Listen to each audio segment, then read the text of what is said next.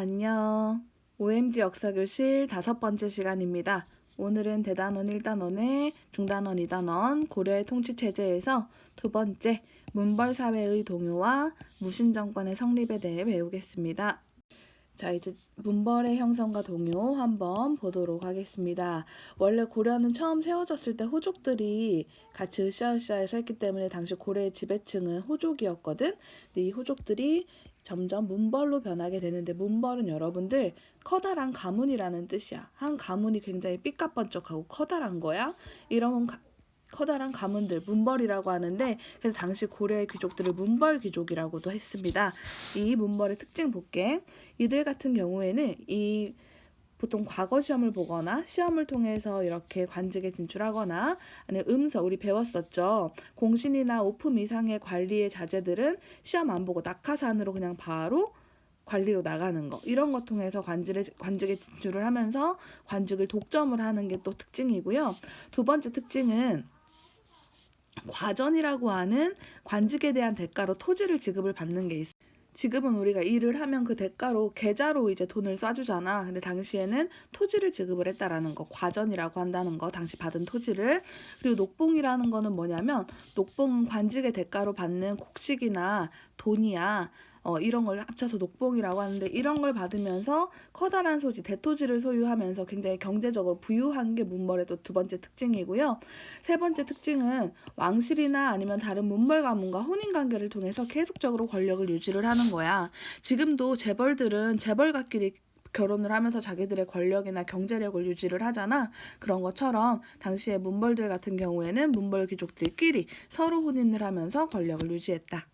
자, 그 중에서 문벌 중에서도 가장 잘 나갔던 가문이 어떤 가문이냐면 바로 경원이 씨 가문이야. 경원이 씨 가문. 근데 이 경원이 씨 중에서도 이자겸이라고 하는 사람 때 이 경원이 씨 가문이 어마어마하게 잘 나갑니다. 이자겸은 어떤 사람이냐면 자기의 딸을 고려의 예종한테도 시집을 보내고 고려의 인종한테도 시집을 보낼 만큼, 왕의 장인어른을 할 만큼 굉장히 권력이 컸던 그런 문벌 귀족이었어. 근데 이 이자겸이 자기가 내 사위가 고려의 왕인데 이렇게 하면서 나 왕의 장인이야 라고 하면서 권력을 독점하고 심지어 왕권까지 위협할 정도로 어마어마하게 세져버린 거야. 특히나 이 인종 같은 경우에는 아빠가 예종이고 엄마가 이자겸의 차녀, 즉 이자겸의 둘째 딸이거든. 그래서 이제 결혼해서 낳은 아들이 인종이야. 근데 인종은, 그러면 인종한테 이자겸은 외할아버지가 되겠지. 근데 자기의 이모랑 또 결혼을 한 거야. 즉 이자겸의 딸들이랑, 이자겸의 셋째 딸이랑 넷째 딸이랑. 그러니까 인종한테는 이자겸이 외할아버지이자 자기의 장인어른까지 되는, 당시에 이런 약간 개족보 같은 이런 모습을 보였단 말이죠. 그래서 너무 이게 왕권이 세지니까 인종이 이 이자겸을 가족이지만 제거하려고 마음을 먹습니다. 근데 이 사실을 알고 이자겸이 반란을 일으켰어. 이걸 바로 이자겸의 난이라고 해. 이자겸이 반란을 일으켰으나 다행히 진압당하고요. 대신에 왕의 권위는 굉장히 실추됐겠지. 실추는 떨어진다는 소리야. 아무리 이자겸이 자기의 외할아버지이자 장인어른이어도 자기의 신하잖아. 왕이니까. 근데도 자기한테 대드는 사람이 있었다라는 거, 이런 것 때문에 왕의 권위가 굉장히 떨어지는 모습을 보입니다. 자, 그리고 이자겸의 난이 터진 지 얼마 안 돼서 묘청이라는 사람이 서경천도 운동이라고 하는 사건을 벌입니다. 1135년의 일인데, 그 이자겸을 제거한 인종이 이제 나라가 뒤숭숭하니까 서경 지역, 서경은 얘들아 지금의 북한 수도 평양이야. 평양. 인종이 서경이 고향인 애들, 서경 세력이라고 해. 얘네들을 등용을 해가지고 한번 개혁 정치를 추진을 하려고 했었어. 당시에 대표적인 서경 세력이 누구냐면 묘청이라고 하는 사람이야. 묘청이라고 하는 승려인데, 당시의 상황이 어떤 상황이었냐면은 고려에 위에 금이라고 하는 나라, 금나라라고 하는 나라가 있어서 고려한테 막 영향력을 끼치고 있는 상황이었어. 이러한 상황에서 묘청 같은 서경 세력이 뭐라고 말을 하냐면은, 서경 땅이 굉장히 좋은 땅이다. 얘들아, 어떤 땅이 명당이다, 좋은 땅이다, 이런 말 들어봤니? 그런 것들을 내세우는 사상을 풍수지리설이라고 해. 인간의 그런 생활이나 삶이 땅이나 지형에 영향을 받는다라고 하는 사상이야. 그래서 우리가 막 묘자리를 알아볼 때도 아무데나 묘를 만들지 않잖아. 명당에다 만든다고 하잖아. 햇빛 잘 들고 앞에 물이 흐르고 이런 데가 명당이거든. 아무튼 이 풍수지리설을 내세우면서 풍수지리설에 따르면 서경이 굉장히 명당입니다. 그러니까 서경으로 천도는 수도를 옮긴다는 거지. 서경으로 수도를 옮겨야 돼요. 그리고 우리도 칭제, 황제를 칭하고, 우리도 왕이라고 하지 말고 왕보다 높은 게 황제 아닙니까? 고려의 왕도 이제 황제라고 하고, 건원은 여러분들 연호를 세운다라는 뜻이야. 연호가 뭐냐면은 연도에 붙이는 이름이거든. 지금이야 우리가 이때를 1135년이다 라고 하지만 당시에는 연호라는 걸 통해 가지고 날짜를 말을 했어. 연도를 말을 했어. 근데 이 연호라고 하는 거는 고려가 자체적으로 만든 게 아니라 금나라가 연호를 만들어주면 우리가 그거를 따라 썼거든.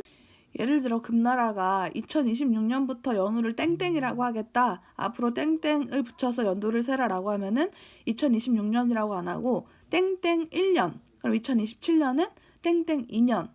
2028년은 땡땡 3년 이런 식으로 땡땡이란 연호를 정해주면 우린 그걸 그대로 따라서 쓰는 시기거든. 요거는 황제의 나라만 할 수 있어. 근데 묘청이 이제 우리도 황제라고 칭하고 우리가 우리 연호를 스스로 만들어서 세워서 씁시다 라고 말한 걸 어려운 말로 칭제건언이라고 하는 거야.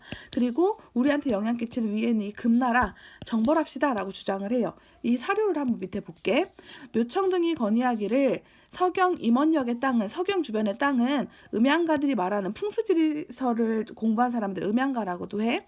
음양가들이 말하는 대화세 명당이니까 이곳에 궁궐을 세우고 수도를 옮기면 천도하면 국가의 혼란을 막을 수 있습니다. 또한 금이 공물을 바치고 스스로 항복할 것이며 36개 나라들이 모두 신하가 될 것입니다 라고 하였다. 즉 서경 땅 좋은 땅이니까 여기로 옮기면은 금나라도 항복하고 우리가 되게 잘 나갈 거예요 라고 말을 한 거지. 근데 원래 당시 고려의 수도는 어디였냐면 개경이었단 말이야. 얘들아 밑에 있는 지도 볼게. 서경은 지금의 평양, 개경은 지금 이것도 북한 땅이긴 한데 개성이야. 개성. 지금의 개성. 우리나라랑 되게 남한이랑 가까운 데 있어. 여기가 원래 고려 수도인데 그럼 여기 고려 수도에 원래 살던 문벌 귀족들이 엄청 많을 거 아니야. 근데 갑자기 수도를 서경으로 바꾼다 하면, 천도한다 하면 당연히 반대를 하겠지. 지금 서울 사람들이 갑자기 수도를 영광으로 바꾼다고 해봐. 다 반대할 거 아니야. 그거랑 똑같아. 당시에 개경 세력, 개경의 털을 잡고 있던 대표적인 문벌 귀족이 김부식이었거든. 김부식 같은 개경 세력들이 엄청나게 반대하면서 무산돼 버려. 이게 실패로 끝나니까 묘청이 왜 서경 천도 안 시켜줘! 라고 하면서 서경에서 반란을 일으켜버렸어.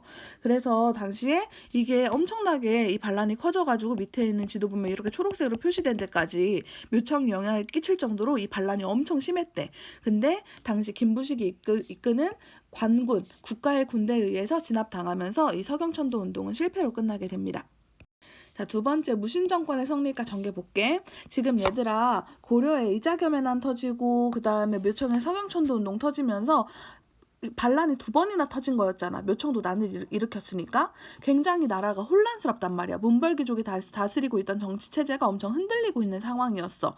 이러한 상황에서 또 한 번의 난이 터져, 정변이 터져. 그걸 바로 무신정변이라고 해. 1170년에 있었던 일이고, 무신들은 여러분들 지금으로 따지면 군인들이야. 군인. 이들이 정변을 일으킨 거야. 왜 그러냐면 이들은 문신들에 비해서, 일반 행정을 하는 그런 문신들에 비해서 유학 공부하고 이랬던 사람들에 비해서 굉장히 차별을 받았어.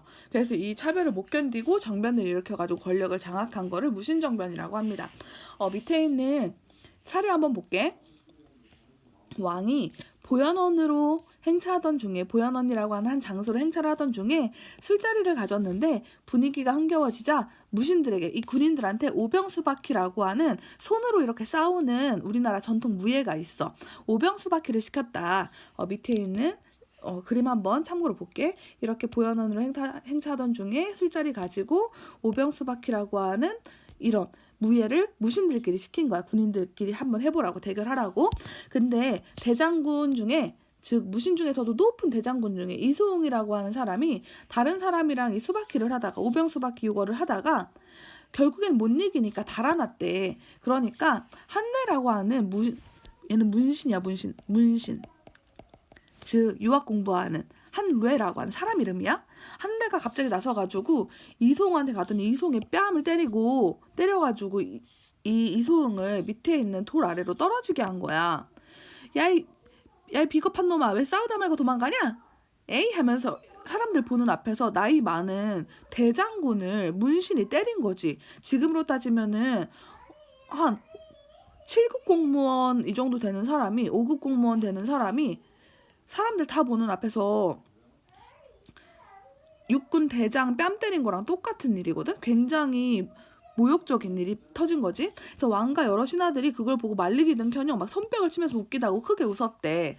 그래서 당시에 정중부라고 하는 무신이 있어. 이 사람도 군인이야. 이 정중부가 날카로운 소리로 한례를 꾸짖으면서, 야, 이소웅이 비록 무관이나 비록 군인이긴 하지만 벼슬이 삼품이다. 대장 정도로 굉장히 높다. 3급 공무원 수준이다. 근데 어찌 이렇게 심한 모욕을 주는가? 라고 하니까 왕이 그제서야 정중부의 손을 잡고 달래서 말렸다라는 거야.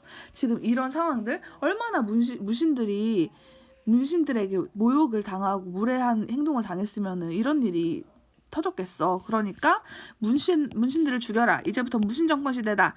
우리 무신들 말만 들으세요. 이렇게 무신 정변이 터져버린 거지. 자, 이렇게 무신정변이 성공적으로 끝나게 되면서 이제 고려는 문신이 아니라 무신이 다스리는 무신정권 시대가 시작이 되는데요. 처음에는 무신들도 자기들끼리 서로 권력자가 되겠다고 계속 싸웠었어. 이의방, 정중부, 경대승 이런 이의민 이런 사람들이 계속 싸우다가 초기에는 무신정권 초기 무신들의 권력 다툼이 있다가 최충원이라고 하는 사람, 최충원이 권력을 잡으면서 이 무신정권도 안정기에 접어듭니다. 그래서 최 씨의 그 아들의 이렇게 계속 대를 이어가지고 계승을 하면서 권력을 잡는 안정적인 모습이 보이는데, 이때를 최씨 무신 정권 시기라고 합니다. 최 씨가 권력을 잡으니까. 그중에서 최충원 같은 경우에는 교정도감이라고 하는 국정을 총괄하는 기구를 설치합니다. 여러분들 지금으로 따지면은 약간 청와대 같은 느낌이라고 생각하면 될 것 같아. 이거 컨셉 테스트에 나오니까 이거 외워놔야 돼. 교정도감. 그리고 최충원이 이렇게 권력이 강할 수 있었던 이유는 자기를 지켜주는 사병 조직, 개인 병사란 뜻이야. 사병은 개인 병사. 이 사병 조직을 통해 가지고 자기를 지켜주고 자기를 막아주고 이런 군대가 굉장히 탄탄했기 때문이거든. 이런 개인 병사들을 도방이라고 합니다. 도방. 이것도 나오니까 외워야 돼. 그리고 최후 때에 와서는 최충원 다음에 이제 최후잖아. 최후는 정방이라고 하는 기관을 설치를 했어. 이 정방은 뭐 하는 기관이냐면은 관리의 인사행정을 담당하는 거야. 인사는 여러분들 사람을 뽑는 거야. 자기 말 잘 듣는 놈을 이제 공무원으로 다 앉히는 거지, 관리로.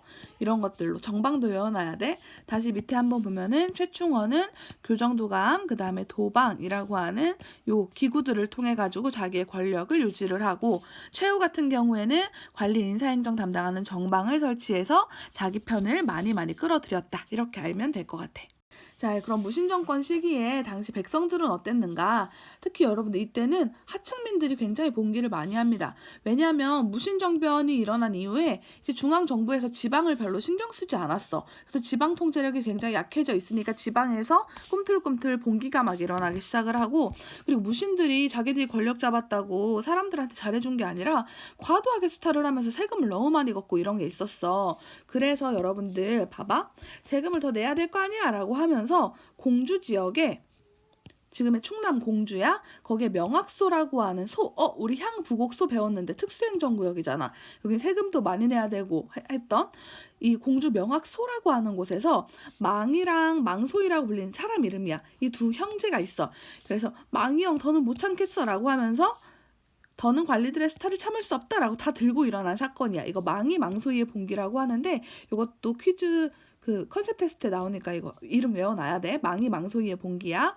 자, 그리고 개경 지역에서는 만적이라고 하는 노비가 있어. 만적이라고 하는 노비가 봉기를 일으키려고 모의를 했다가 들켜서 실패하기는 했는데, 이 만적 같은 경우에 노예잖아. 그래서 뭐라고 말을 하면서 들고 일어났냐면 왕후장상이 뭐냐면은 왕과 왕비 높은 관리들, 왕비 높은 관리들의 씨가 따로 있냐? 나 만적이 나설 테니까 우리 함께 난을 일으켜보자고. 그래서 우리도 왕도 될 수 있고 높은 관리도 될 수 있는 거 아니냐, 이렇게 한 거지. 그래서 노예들도 대접받는 세상으로 바꿔보세 했지만 결국 봉기는 실패로 끝나고 말았다. 자, 이런 모습들이었습니다. 여기까지 할게요.